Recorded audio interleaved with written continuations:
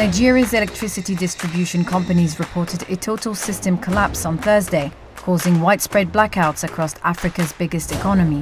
Why do we have one national grid? You generate everything, you put it to the grid. You can't store electricity, you know that. For those of you that are not in band A, you are definitely in band G. Band G is generator. For decades, Nigeria, Africa's economic giant, has stumbled in the dark.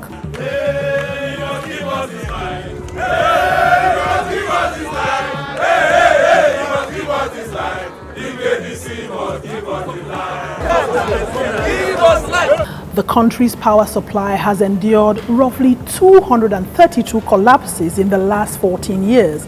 In the past 5 years, the nation's power grid has collapsed 40 times, twice partially and 38 times completely.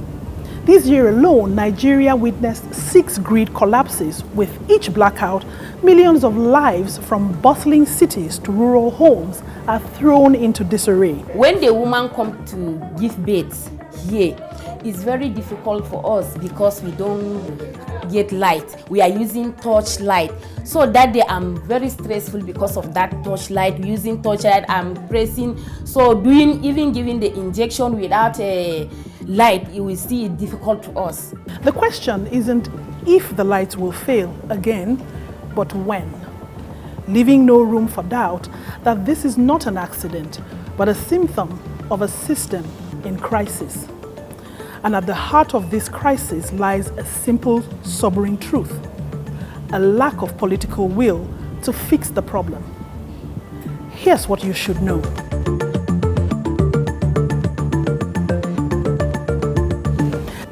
Nigeria's declining oil revenue in the 1980s prompted the government to consider restructuring its economy. At first, people said that it was, it was because it was called NEPA, and everybody was bundled inside one, and then it's too big, nobody can do it, and so we needed to privatize, and we privatized, and where are we? And they said, oh no, it's not that one. What the minister just said, that is privatization, is infrastructure deficit, so we don't have enough generating plants, we don't have this, and so from the time of President Obasanjo, a lot of money was poured into the system. Where are we? Privatization, including the National Electric Power Authority, NEPA, became a key focus. The Babangida administration sought World Bank assistance, which included privatization as a condition.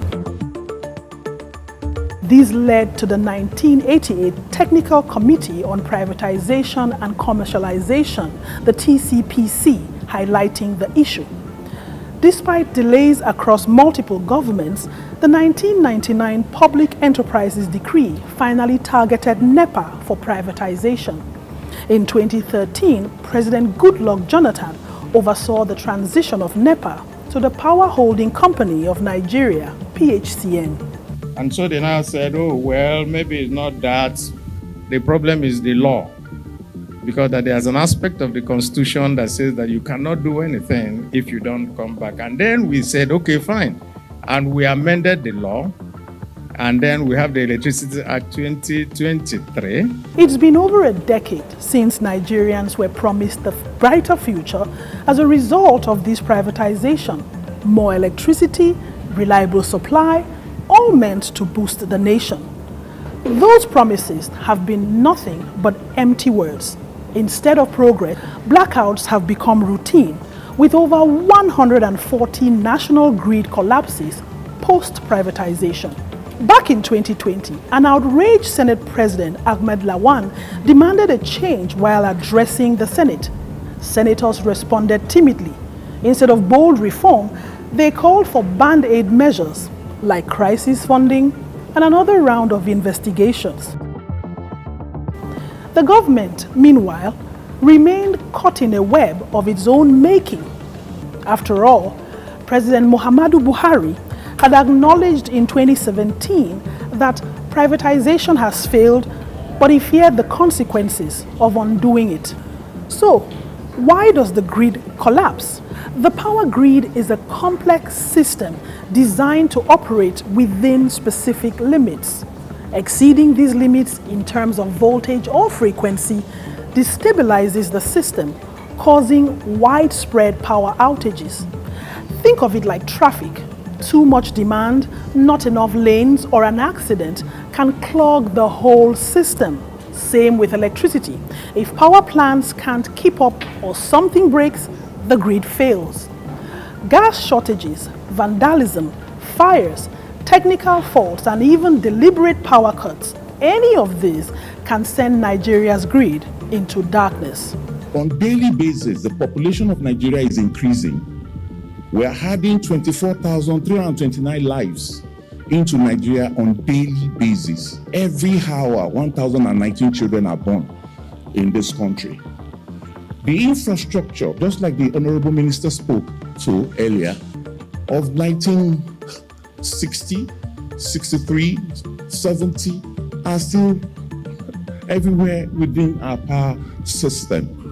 With a population of over 200 million people, Nigeria barely scrapes by on less than 5,000 megawatts of official power, even though individuals desperately generate 8 times that on their own. At University College Ibadan, the hospital was cut off because they couldn't pay their bills.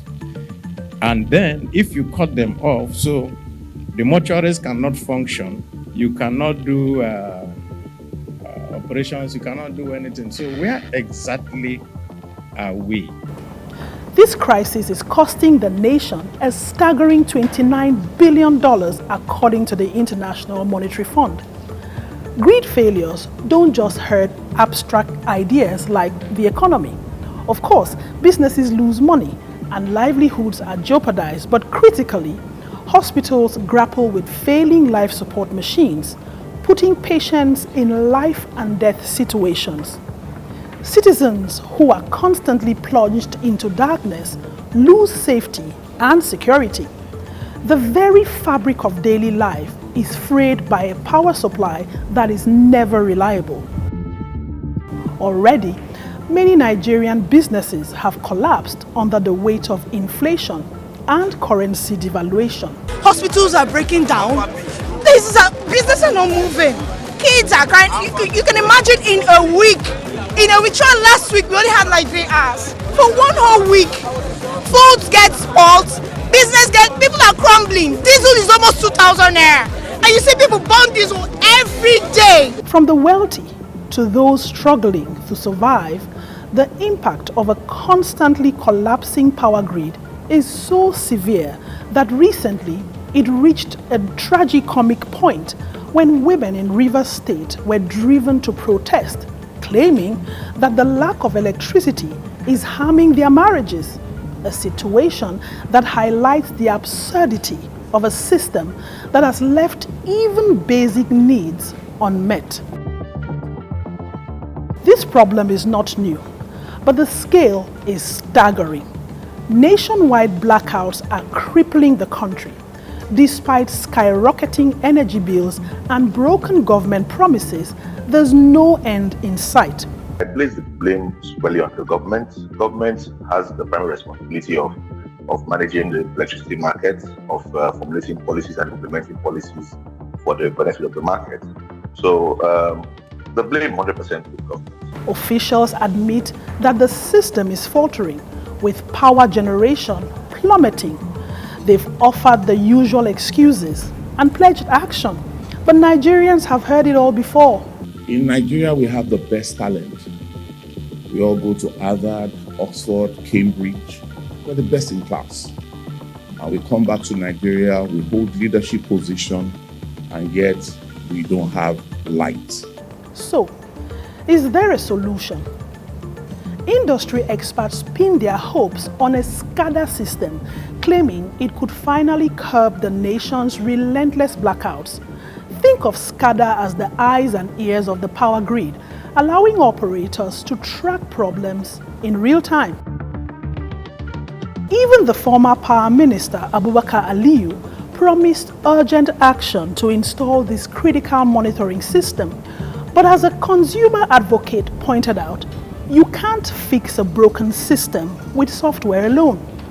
Nigeria's grid is like a decades-old crumbling taxi held together with rust and hope. Outdated equipment from the 1960s means operators are flying blind. The bottom line, SCADA could be a lifeline, but it's no miracle cure. Nigeria needs a grid overhaul, not just a software upgrade. The real question is, will the government invest in a future where the lights stay on? The oxygen of the power sector is cash, liquidity, no money, no power. It's just that simple. There is no joy in seeing the people of this nation shoulder burdens that should have been shared years ago. I wish today's difficulties did not exist, but we must endure if we have to reach the good side of our future. Decades of promises and half measures have proven only one thing. Nigeria's leaders lack the resolve to prioritize the power sector. While everyday Nigerians stumble in the dark, the wealthy insulate themselves with generators. This indifference suggests a shameful reality, a culture where chronic blackouts are accepted, failure is normalized, while those responsible face no consequences. When it comes to the power sector in Nigeria, the assessment is not far-fetched. Very obviously, we can see what the different dispensations and different administrations have tried to do with respect to augmenting power distribution, power generation, power transmission in Nigeria. But if I'm supposed to speak for a majority of the Nigerian people, the citizenry and the populace, I would want to rate the power sector performance in this dispensation 1 out of 10. I think, let us be fair to say, they have just performed average. Persistent national grid collapses stem from a system that shields politicians from the consequences of their ineptitude. In contrast to developed nations, where accountability is expected, Nigeria's lack of punitive measures for infrastructure failures has normalized the negligence and created a disastrous cycle of unreliable power. A nation that has comparative advantage in gas finds it difficult to give gas to the power station, and we're all expecting El Dorado. It's not going to happen. This electricity crisis won't resolve itself. It demands bold leadership and a fundamental shift in priorities. Let's call a spade a spade. In South Africa, in Egypt, in Algeria, in any of these places where you find constant supply of power is primarily because of the fact that industries are consuming the power, not residential consumption. 80% of power produced in developed nations are consumed by industries. Rather, we are looking for power for residential consumption, and yet we want to grow our GDP. It's mission impossible. Politicians must now move beyond empty rhetoric and take concrete steps, urgently modernize the grid, invest in sustainable energy, and institute a rigorous system of accountability for those who fail to ensure reliable power. When you look at inflation in Nigeria, a lot of the inflation, that I said, is largely structural. Power is one of it. And the situation of not having electricity in Africa, just generally, makes no sense. You can't develop in the dark, you can't industrialize in the dark, kids can't learn in the dark, vaccine and so on cannot go on in the dark. Basically, Africa is tired of being in the dark. And I think Nigeria is also tired. To break free from this cycle of dysfunctionality, the Nigerian political class must demonstrate the resolve to confront these challenges head-on. Only through decisive action and a genuine commitment to reform can Nigeria hope to ensure a reliable and sustainable electricity supply for its citizens.